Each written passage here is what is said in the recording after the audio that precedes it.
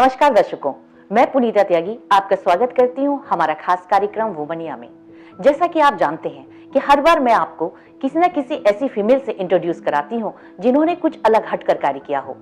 जी हाँ दोस्तों, आज मेरे साथ इंडिया की फर्स्ट फीमेल उबर ड्राइवर गुलेश चौहान जी हैं, जिन्होंने वाकई में कुछ अलग हटके ही कार्य किया है, जिसके बारे में सोचना और उस तरफ जाना बहुत मुश्किल और बहुत कठिनाई से भरा हुआ समय उन्होंने बिताया है।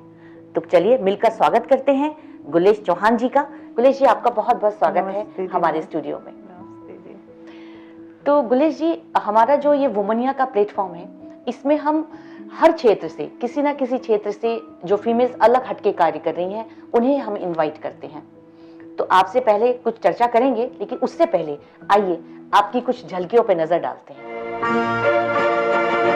यूं ही कट जाएगा सफर साथ चलने से, कि मंजिल आएगी नजर साथ चलने से। यूं ही कट जाएगा सफर साथ चलने से, कि मंजिल आएगी नजर साथ चलने से। तो गुलेश जी, ये है आपका एक सफर जिसमें हमने देखा कि कितना कठिनाई भरा आपका सफर रहा है। बड़ी मुश्किल से आप निकलकर आज एक इंडिया की फर्स्ट उबर ड्राइवर हैं। तो मैं चाहती हूं कि आप सबसे पहले तो दर्शकों को ये बताएं कि आपका ये सफर कब शुरू हुआ था? मेरा सफर है ना 2014 के अंदर चालू हुआ था कैब का। उससे पहले मेरा टिफिन सर्विस का काम था। तो मेरा रोड एक्सीडेंट हो गया, तो मेरा टिफिन में 5 महीना बेड पे पड़ी थी, तो फिर नहीं वो चल पाया। तो हालात थोड़े बहुत खराब हो गए थे, क्योंकि जो घर का मुखिया है, सिंगल मदर, जो घर का मुखिया वही अगर बेड पे पड़ा रहेगा तो फिर बताओ काम कैसे चलेगा। तो मैंने फिर ट्राई, मेरी मदर ने मेरे को 2007 में गाड़ी सिखा दी थी। तो मुझे आती थी गाड़ी, पर इतना परफेक्ट ड्राइवर नहीं थी मैं। पर उस हालात में इतनी मजबूरी आ गई थी कि मुझे किसी की 1 साल तक गाड़ी चलानी पड़ी। जो आपने ये सोचा, कैसे आपके दिमाग में ये जहन में आया कि आप जो है एक ड्राइवर का जॉब करें या टिफिन सिस्टम आपने शुरू किया? तो आपकी किस एज में मैरिज, किस एज में हुई थी? 17 साल में। 17 इयर्स में आपकी मैरिज हो गई थी? जयपुर से हूँ, राजस्थान से हूँ, राजपूत परिवार से हूँ। शादी से 17 साल में हो गई थी मेरी। इतनी जल्दी आपके उसमें, मतलब मुझे लगता है जल्दी ही शायद मैरिज हो जाती है। शादियां होती हैं, जल्दी होती है। राजस्थान के अंदर अभी भी है ऐसे कुछ कि राजस्थान में वैसे भी सुनने में आता है कि बहुत जल्दी लड़कियों की शादी कर देते हैं। तो फिर शादी के बाद क्या हुआ? मतलब क्या ऐसी घटना घटी जिसकी वजह से आपको? 10 साल तक मेरे हस्बैंड का सब कुछ सही चल रहा था, परिवार का सही था। पहली बात तो मैं एक ऐसे घर से हूँ जहाँ पे बाहर की दुनिया बेटियों को नहीं दिखाई जाती। स्कूल पापा 10वीं तक ही पढ़ी हुई हूँ, ज्यादा नहीं पढ़ी हुई। 10वीं तक पापा तीनों बहनों को साइकिल पे लेके आते थे, तीनों बहन भाइयों को, और बहनों को घर छोड़ते थे। फिर वो अपने लंच के अंदर ड्यूटी पे जाते थे। तो हमें कहीं जाया ही नहीं जाता था कि कहीं कभी बाहर हम गए हों या कभी घूमने गए हों। फिर शादी कर दी तो वो भी एक गांव टाइप ही था, विलेज ही था जहाँ मेरी शादी हुई। तो हमने जैसे माहौल में हम रहे, तो उस माहौल में भी हमने जाके कभी डिमांड नहीं करी कि हमें बाहर जाना है, घूमना है, हमें मार्केट, इन चीजों की नॉलेज नहीं थी। तो हम कैसे बता देते कि हाँ हमें ये भी सब करना है। मॉल होता है, मेट्रो होती है, या घूमने के लिए लोग जाते हैं। अब पता लगा, क्योंकि अब आप लेडी ड्राइवर आप जाती हैं। अब पता लग गया, अब तो मैं घूमी हूं। लेकिन तब आपको कुछ नहीं पता था। तो क्या ऐसे बिगर मतलब बिगर हम किसी के घर जा रहे हैं, कहाँ जाएंगे, पैसे क्या लेना है, जो चाहिए वो या तो उधर पापा ला देते थे या इधर पति देव ला देते थे। तो कोई डिमांड ही नहीं होती। सिर्फ एक करवा चौथ पे वो अपने मेरे से हमसे पूछते थे क्या चाहिए, तो हम वो ही बोल देते थे आपको जो चीज पसंद है ले आइए, सिर्फ करवा चौथ पे जी। और वो भी वो लेके आते थे, और उसमें हम बड़े खुश हो जाते थे। और पैसे तो हमारे हाथ में कभी आते ही नहीं थे। कभी 100 रुपए भी नहीं लिए पति से कि आज हमें पैसे दो या हमें 500 रुपए दो, जो हमें अपने लिए चाहिए जी। क्योंकि इस तरह के ढले ही नहीं थे। जब तक आप किसी चीज को महसूस नहीं करोगे तब तक आपको अनुभव नहीं होगा। बिल्कुल। तो वो चीज है। तो 10 साल मेरे हस्बैंड के, वो बहुत अच्छे इंसान थे मेरे हस्बैंड। और ससुराल वाले तब सारे अच्छे थे। जब मेरे हस्बैंड थे तो सभी लोग बहुत अच्छे थे। ऐसी क्या घटना घट गई आपकी? रोड एक्सीडेंट 2003 में हुए थे मेरे हस्बैंड का। जब खत्म हो गए तो वो घूंघट में रहने वाली लड़की, जो बाहर का कुछ भी नहीं जानती, ना उसने अपने कभी हस्बैंड से पूछा कि आप कमाते क्या हो, क्या लाते हो, क्या है। मतलब ये जो आजकल कहते रहते ना टेंशनें हैं, हमें टेंशन बहुत सारी, ये सब चीजें थी नहीं। टेंशन होती क्या है ये ही नाम ही नहीं पता था टेंशन का, कि टेंशन होती क्या है, छोटी छोटी tension बातों है। में डिप्रेशन हो जाता है ये आजकल। सब चीजें नहीं थी लाइफ में, बस बनना संवरना, खाना एक से एक बनाना खिलाना और अपने परिवार में, पति में, बच्चों में खुश रहना, बस यहीं तक की थी बात थी। ना कोई लड़ाई झगड़ा था, ना कोई शॉपिंग थी, ना कुछ ऐसी चीजें नहीं। तो जिस वक्त आपकी हस्बैंड की डेथ हुई एक्स रोड 27 साल की थी मैं तब। 27 ईयर्स की हाँ। थी। तो कितने बच्चे आपके उस वक्त? एक बेटा है मेरा, सिर्फ अभी बीकॉम कर रहा है वो जो सफर था, आपने कैसे दिमाग में, जहन में आपकी चीजें चली? मैं चाहती हूँ कि आप हमारे दर्शकों पर को इतना वो बातें नहीं बताएं। आसान नहीं था। जब एक लेडी ऐसी घर से बिल्कुल हाउस वाइफ ही रही है, उसने कभी ऑटो में 10 रुपए नहीं देके निकली वो। फिर जब हस्बैंड ऐसे हो गया तो मेरी मदर लो वगैरह सब थी, मैंने उनके हाथ जोड़े, पैर पकड़े, मैंने कहा आप मेरे पास रहो, क्योंकि मुझे डर लगता है इतने बड़े घर में। मैंने आज तक रेली बात यह है कि मैंने अपने कभी किसी जिंदगी में किसी की मौत भी नहीं देखी थी, ये भी हकीकत है। मैंने पैर पकड़ा तो मेरी मम्मी ने बोला खबरदार पैर पकड़े किसी के, किस किस के पैर पकड़ेगी, जिंदगी तो तुझे अकेले काटना है। मैंने कहा मम्मी मैं कहाँ लेके जाऊँ इस नन्ही सी जान को, मैं तो डरती हूँ, मेरे को तो बहुत डर लगता है, कहाँ से हम खाएंगे, कहाँ से। कितने साल का था बेटा आपका? बेटा मेरा था 3.5 साल का उस टाइम पे। तो फिर मेरी मदर को मैं रोने लग गई अपनी मम्मी की गोद में सर देके। मैंने कहा मम्मी मैं इतनी बड़ी दुनिया में कैसे जीऊंगी, इसको कहाँ लेके जाऊं, मैं तो कुछ जानती भी नहीं हूँ। तो मेरी मम्मी ने फिर गले लगाते हुए कहा अब गुलेश मैं तेरे को आगे बढ़ाऊंगी, मैं तेरे पास रहूंगी, कोई बात नहीं। तो मेरी मम्मी ने ही मेरा सपोर्ट किया था, मेरी मम्मी ने ही खर्चा दिया था 5 साल तक, और 5 साल तक मेरी मम्मी ने मेरे को पूरा टेनर बन के ट्रेनिंग दी कि गुलेश तू 5 साल के बाद, मैं कभी किसी भैया को कहती भैया मेरे को चीनी या दुकान से लानी है तो लो पैसे ले आओ, चाहे 10-20 रुपए तुम ले लेना, एक छोटी सी बात बता रही हूँ। तो वो मेरी मम्मी नोटिस करती थी कि ये हर चीज के लिए पैसा देके किसी को भेजती है, खुद क्यों नहीं जाती। तो मैं कहती, मेरे को ऐसा लगता था सबकी निगाहें है ना मेरी तरफ ही हैं, जो मेरे को कह रही हैं कि तू कोई गुनहगार है, इस तरह का मतलब वो होता था मेरे को। तो मेरे को ऐसा लगता था, मैं किसी बच्चे से बात करती थी तो मेरे को ऐसा लगता था कि लोग आगे कहेंगे इस लड़के से क्यों बात कर रही है, मतलब मेरे को बड़ा डर सा लगता था। मैं कहती उंगली उठाने में 1 मिनट नहीं लगाते, और लोगों को एक मौका में अगर इतने से बच्चे से बात करती, वो तो इसकी बहू से लड़के से क्या बातें कर रही है।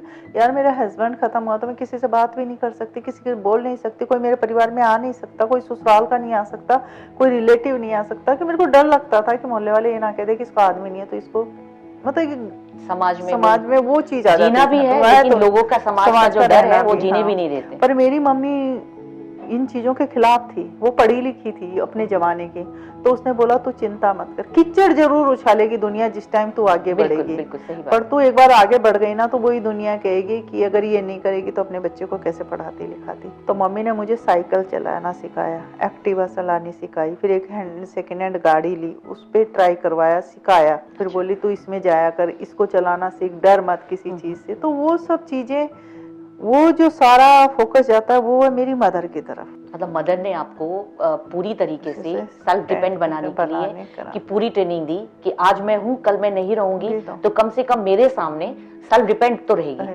वो डर इसलिए गई थी कि वो कैंसर पेशेंट हो गई थी, तो वो जानती थी कि मेरा एक दिन अंत 2-3 साल में अंत हो जाएगा और मेरी बेटी को फिर दिक्कत होगी। तो उन्होंने मेरे को गाड़ी सिखाई 2007 में। आपका मदर का जो सपोर्ट रहा सेल्फ डिपेंड बनाने में सबसे ज्यादा उन्हीं का एक रहा कि ताकि आप, वो मेरी गुरु भी थी, मेरी मदर भी थी, मेरी सखी सहेली भी थी। तो आपने उबर का कैसे सोचा?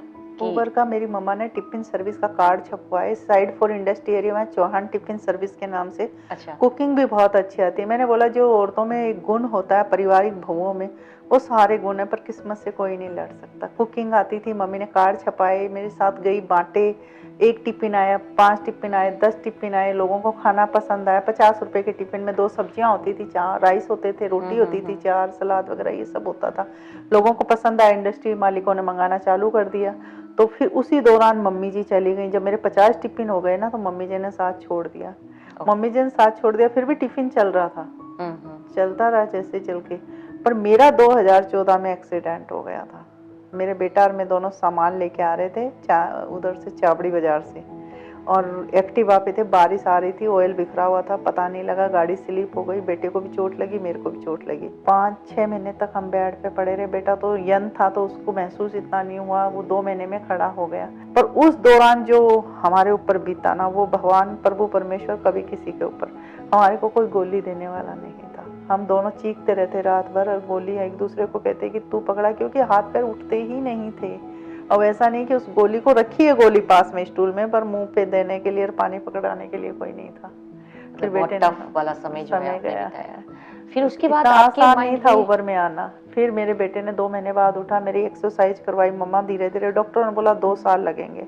मेरा बेटा बोला नहीं मम्मा आप हिम्मत नहीं हार सकते, आप इतनी जल्दी नहीं हार सकते, आप में है वो हिम्मत। बेटा स्कूल जाता था, या विवेक विहार है गवर्नमेंट स्कूल है, वहाँ जाता था। मेरे घर से वो 3.5-4 किलोमीटर पड़ता, पैदल जाता था और पैदल आता था। खाना बनता नहीं था तो वो वहीं सरकारी खाना बनता था, उसी में लेकर अपना पेट भर लेता। कहता मम्मी, कभी एहसास मेरा बेटे का पूरा फोकस मेरे को ये आता है, आज के बच्चों को हम कुछ नहीं देते हैं तो वो बहुत इस तरह होते हैं कि हमें मेरे पेरेंट्स ने दिया क्या, पर उनमें से मेरा बेटा नहीं था। मेरा बेटा उसने एहसास ही नहीं होने दिया नहीं कि सब कुछ कहता ठीक है। मम्मी पेट भरा हुआ है। मैं कहती दीपक तेरा मन करता होगा कोई चीज खाने का, मम्मी भी पड़ गई।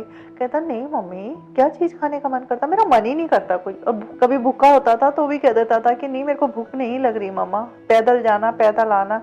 पर उसकी एक मेरे को पता भी नहीं लगा, वो इतने सारी पर्चियां काट के लंबी, उन पे हमारे पड़ोस का नंबर था, उस पे नंबर पे नोट करके और वो लेके जाता था, रास्ते में पकड़ाते जाता था। किसी को ड्राइवर की जरूरत हो तो मेरी मम्मा है, किसी को ड्राइवर की जरूरत हो गार्ड भैया तो मेरी मम्मी कर सकती है, क्योंकि वो 3.5-4 किलोमीटर में काफी गार्ड मिलते थे उसके, सूर्य नगर विवेक विहार के अंदर। एक गार्ड भैया ने उसको बोला कि अरे बेटा तू रोज इधर उधर पूछता रहता है, कहता है अंकल मेरी मम्मी है ना ड्राइविंग कर सकती है, पर उस पागल को कौन बताए कि उसकी मम्मी इतनी परफेक्ट ड्राइवर नहीं है जो वो दुनिया से ड्राइविंग की नौकरी मांग रहा है। पर एक ने बोल दिया गार्ड ने भैया ने कि बेटा ऐसा है दिल्ली एनसीआर के अंदर उबर ओला कोई कैब आई है और उसमें बहुत पैसा है।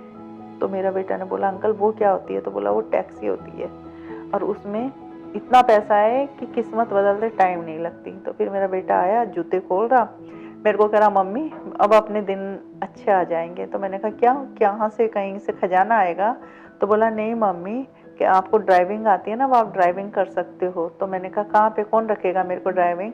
कह रहा मम्मी ओला उबर। तो मैं तो ओला उबर जानती नहीं क्या होता है। पहली बार आपने नाम सुना, पहली बार मेरे बेटे के मुंह से ही नाम सुना। मैंने कहा वो क्या होती है? तो उसने बोला टैक्सी। तो मैंने कहा टैक्सी, तो मैंने उसको थप्पड़ मारा खींच के। मैंने कहा अब यही रह गया कि मम्मी से टैक्सी चलवाएगा, पीछे आदमी बैठेंगे और तेरी माँ टैक्सी चलाएगी, अब यही रह गया, दुनिया क्या कहेगी? तो उसने जो बात वर्ल्ड रोते हुए बोला ना, उसने बोला आप टैक्सी चलाओ या आप हवाई जहाज चलाओ मामा, मेरे को मेरी मम्मी चाहिए और आप कर सकते हो। फिर मैंने उसे गले लगाया, प्यार करा। मैंने कहा अच्छा चल ठीक है मैं कर लूंगी, बस अब जब तू है राजी तो मेरे को तेरे लिए तो जीना है ना। तो उसने बोला हाँ मम्मी आप कर सकते हो, बस पास वालों से नेट पे सर्च, हमारे पास मोबाइल नहीं था उस टाइम पे, तो नेट पे सर्च करो लेडी ड्राइवर की कहाँ पे क्या है। तो मीरू की आई थी, मीरू की आई थी, ओला उबर की नहीं आई थी, मीरू की आई थी। मीरू की कैब ड्राइवर आई थी। उसका ऑफिस है सेक्टर द्वारका 11 मेट्रो के नीचे ही। अच्छा। तो उसका पूरा एड्रेस निकाल के मेरे को दिया। मेरा पूरा मुंह छिला हुआ, पूरे हाथ हरे, जख्म 5-6 महीने भी हो गए थे, नहीं ठीक हुआ था, यहाँ टांके लगे हुए थे, इधर 18 टांके आए हुए थे।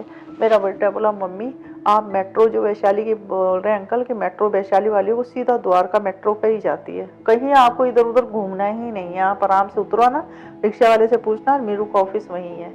तो फिर मैंने बोला ठीक है मैं जाती हूँ। तो दीदी मैं कैसे कैसे करके इतनी वीकनेस, और फिर भी मैं गई मुंह ढक के, चुन्नी से पूरा मुंह कवर करके जाके वहाँ पे पूछा मीरू का ऑफिस, बोला ये सामने रहा। मैं चली गई, मुंह ढक रखा था।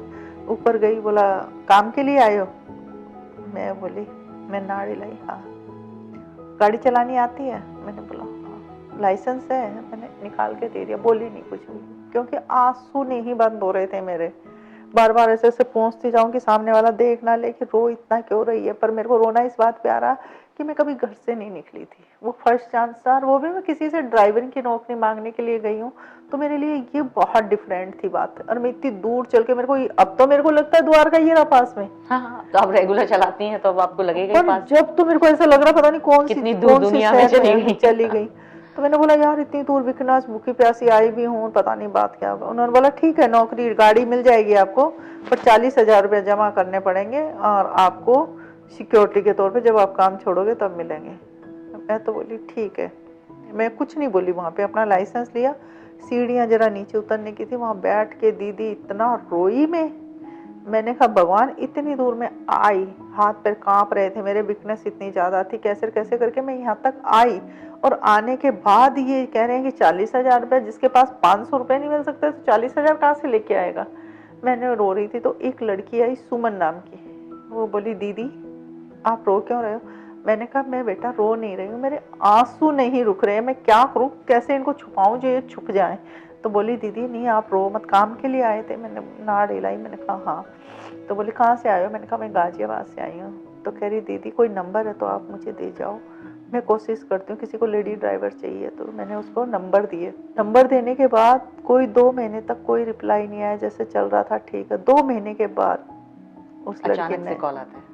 किसी उसी की लड़की की कि दीदी नंबर नोट करो, आज है ना एक रेड लाइट पे मेरे को किसी ने कार्ड दिया है कि उसको लेडी ड्राइवर चाहिए। देखो किस्मत जब रास्ता खोलती है तो कैसे खोलती है। उसने मेरे को नंबर दिया, मैंने फोन किया, वो थे नारायणा भैया, आर्मी में थे, अनिल कुमार।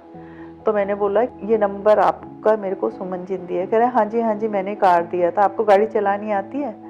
मैंने कहा हाँ आती है, पर ये तो पता ही नहीं था कि ओला उबर चलते हैं उसमें तो परफेक्ट ड्राइवर चाहिए, बस जैसे नॉर्मल लड़कियां चलाती हैं ऐसी आती थी।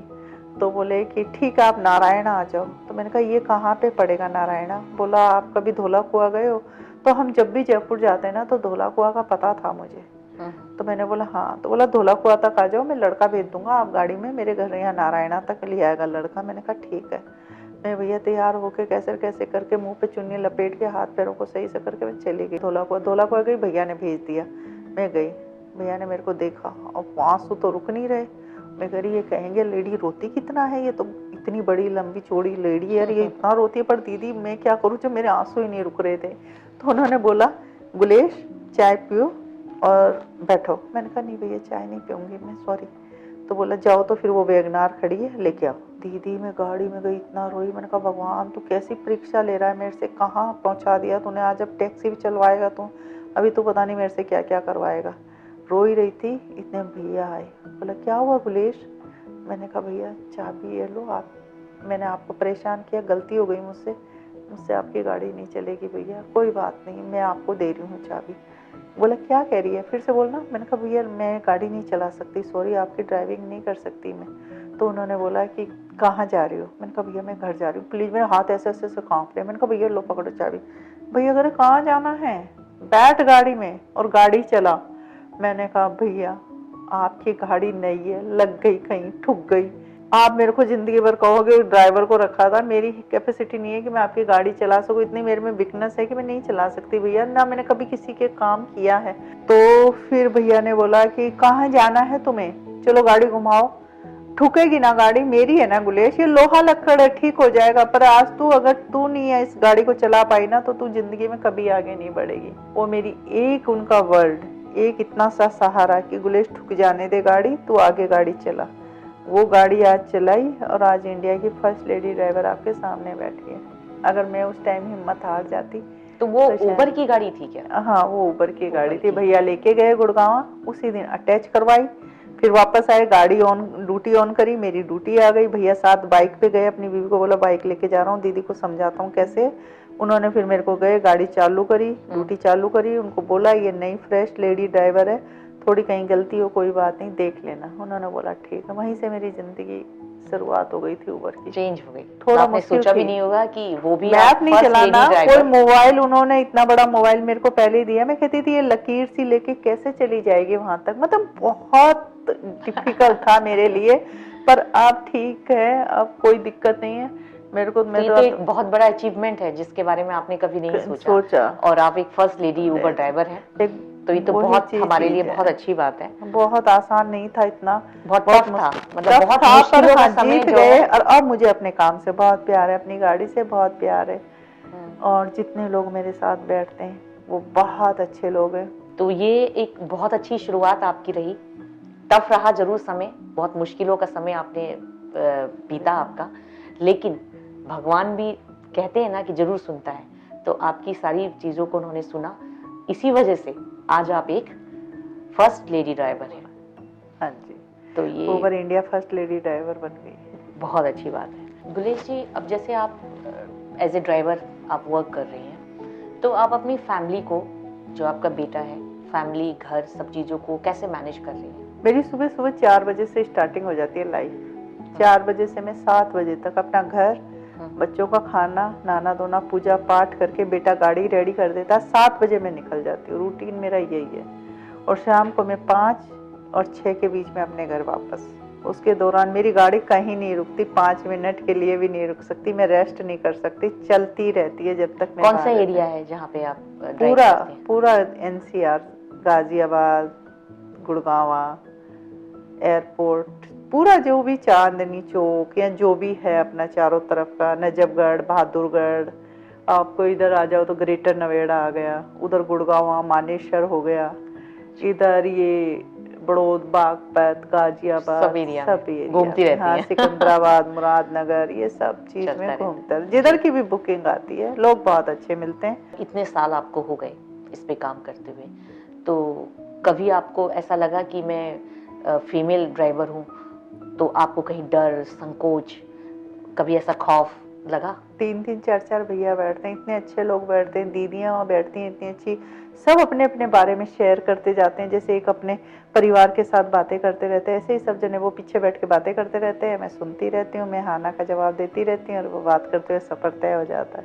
कभी भी ऐसा नहीं हुआ, कभी भी नहीं। चलिए, कभी बहुत भी अच्छी touch बात wood। है, यानी कि सेफ ड्राइव हाँ। और सेफ्टी के साथ आप लोगों को उनकी जगह तक पहुंचाती हैं। सोसाइटी का नजरिया शुरू में जैसे आपने ड्राइविंग शुरू की, वो एक अलग बात है कि आप इंडिया की फर्स्ट फीमेल ड्राइवर हैं, वो उबर की, वो अलग चीज हो गई, लेकिन समाज ने आपको कैसे लिया उस वक्त जब आपने शुरू किया था? पहले बात परिवार वाले, अब तो टैक्सी चलाएगी, अब तो आदमियों के साथ घूमेगी, अब तो बिगड़ जाएगी, अब तो हो गई, ये तो आवारागर्दी होने की, जैसा जिसका मुंह कीचड़ उछालने में था वैसा हुआ। फिर दूसरा आ जाता है मोहल्ला, तीसरा आ जाता है समाज, बताओ अब तो टैक्सी चलाने जा रही है, अब तो मजे लेगी, मतलब जैसी उनकी सोच थी वैसा ही है। पर मुझे तो बस सिर्फ पैसे के ऊपर ध्यान था, मेहनत के ऊपर ध्यान था। बस मेरी मम्मी ने एक बात जरूर बोली थी, वही हमने गांठ बांध ली कि औरत बन के जिएगी तो समाज जीने नहीं देगा, आदमी बनेगी कफन सर पे बांध लेना तो मौत भी डर के चली जाएगी, नहीं आएगी। तो वही चीज मेरे दिमाग में रही कि औरत तो बनना ही नहीं है, क्यों औरत बन के रहूंगी तो कहीं कहीं ममता जागेगी, कहीं समाज की बातें देखूंगी तो फिर वो होगा नहीं, आगे नहीं बढ़ूंगी। तो अब वो पीछे रह गई। अब वही लोग बोलते हैं नहीं कमाती तो बेटे को कैसे पढ़ाती, सही अब बात। कैसे इतनी अच्छी जिंदगी होती, कैसे चेंज। और मेरे एक चेंज होने से मेरे जो पीछे बैकग्राउंड मेरा ससुराल है, वहाँ के बच्चे, वहाँ की बहुएं भी अब चेंज हो रही है। ये तो हमारी देखिए समाज की, हमारे लोगों की ये सच्चाई है कि डेवलप होते हुए देख के बर्दाश्त नहीं करते और फिर कुछ ना कुछ कमेंट जरूर करते हैं। पर जब आप कामयाब हो जाते हैं तो वही लोग कहते हैं कि नहीं हमारी बहुएं क्यों नहीं कमा सकती, पढ़ी वो लिखी। बहुत कम कैटेगरी के लोग होते हैं जो अप्रिशिएट करते हैं आपके इस कदम को। अप्रिशिएट करने वाले कम मिलेंगे उस समय जब आपको लगता है कि समाज मेरा साथ दे, और जब आप कुछ बन गए तब समाज अगर तारीफ कर रहा है या कह रहा है तो वो तो दुनिया कर रही है। अब कोई भी है हमारे मोहल्ले में क्या, हमारे पूरे खानदान में कोई लेडी को गाड़ी नहीं आती थी चलानी, अब सब चलाते हैं। अब वो भी कहते हैं हमें भी सीखनी है, वो हमें भी सीखनी है, सीखते हैं, वो चीज है। ये तो खैर है ही। तो गुलेश जी देखिए, अब तो आप एक सेलिब्रिटी हो गए हैं, मैंने देखा है आपकी प्रोफाइल को भी देखा है पूरा, तो लोग आपको इनवाइट करते हैं, इंस्टीट्यूट्स वाले भी बुलाते हैं, अवार्ड के लिए भी बुलाते हैं, तो उस वक्त आपको क्या फील होता है? मैं यहीं पे कॉलेज गई थी, अमेठी कॉलेज, एक बार वहाँ लड़कियां बहुत सारी बैठी थी और वहाँ पे भी मेरे को बुलाया गया। तो मेरे को बोला कि मैम आपको स्पीच देनी है। जब मैं अपने बारे में बता रही थी तो कुछ ऐसी लड़कियां थी जो रोने लग गई, और जब मैं स्टेज से नीचे गई ना तो वो सारी की सारी सो स्वीट आंटी, कोई सो स्वीट दीदिया ऊबर चलाती है। मैंने बोला हाँ तो ग्रेट। बट सबसे जब मैं निकलने लगी ना वहाँ से गेट से, तो जो गार्ड भैया थे उन्होंने मुझे सलूट किया और बोला एक बार नहीं लाखों बार आप जैसी माओ बहनों को मेरा सलूट। क्या बात है। तो वो बहुत अच्छी बात लगी मेरे को, दिल को छूने वाली बात थी। दिल को छूने वाली बात लगी।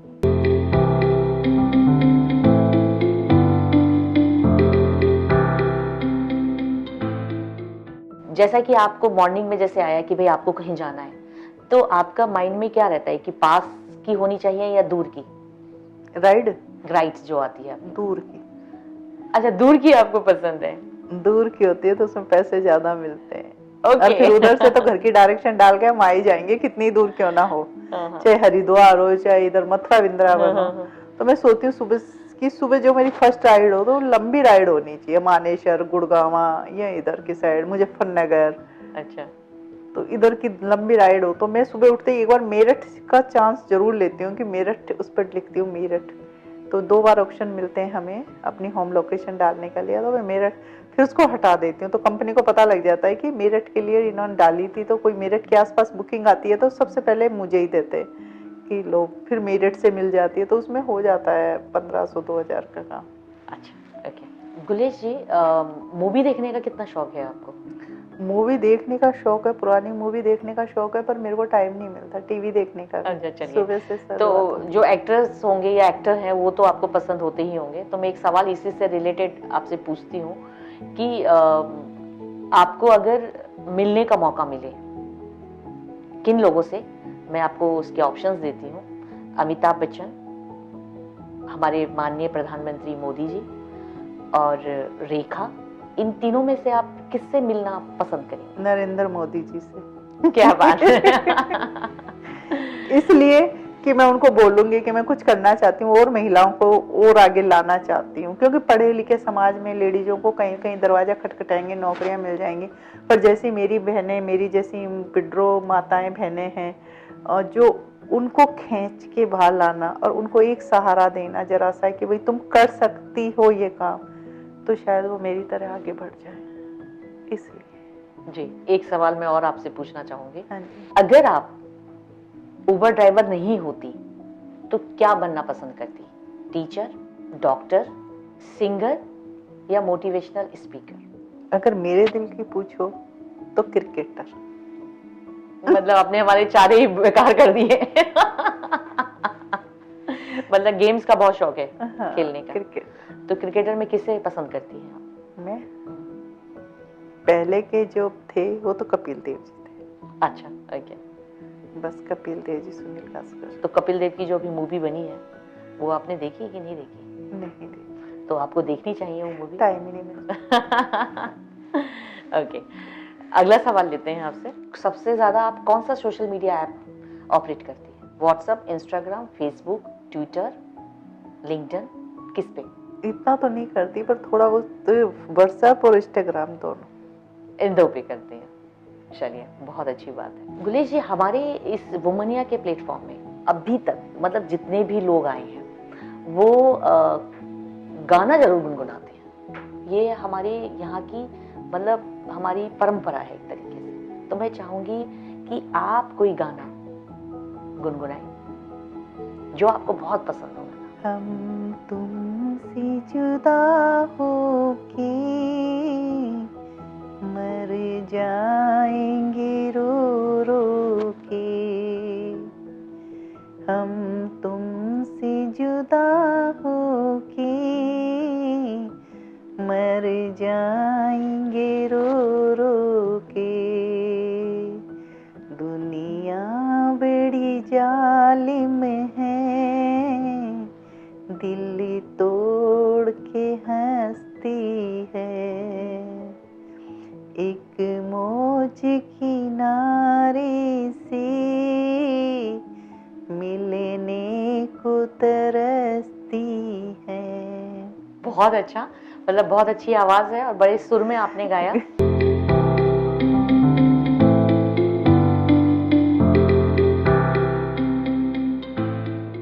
चलते चलते मैं चाहूंगी दर्शकों को आप क्या मैसेज देना चाहती हैं, वो आप एक मैसेज हमारे। मैं दर्शकों को एक ही मैसेज देना चाहती हूँ कि जिस कोई भी है, कहीं पर भी है, किसी को इतना सा भी सहारा आप किसी मजबूर इंसान को या जिसको जरूरत है, आप थोड़ा सा, चाहे मोहल्ला हो, सोसाइटी हो, समाज हो या गांव हो, आप उसे आगे बढ़ाने की एक पहल करेंगे तो वो बहुत आगे जाएगा, उसकी उम्मीदें जगेगी और वो बहुत आगे तक पहुंच सकती है, चाहे वो लेडीज हो, चाहे बच्चे हों, चाहे कोई भी हो। ये मेरे साथ हुआ है ना, अनिल भैया मेरे को आगे बढ़ाते तो मैं आगे नहीं बढ़ती। तो यही है, जितना कुछ नहीं होता आप उसको बोलो हम खड़े हैं पीछे, आप आगे बढ़ो, तो वो बहुत आगे बढ़ सकता है। बस यही मेरे समाज से कहने का है। चलिए गुलेश जी, आप हमारे स्टूडियो में आए, उसका आपको बहुत बहुत धन्यवाद। आप लोगों को नमस्कार जी।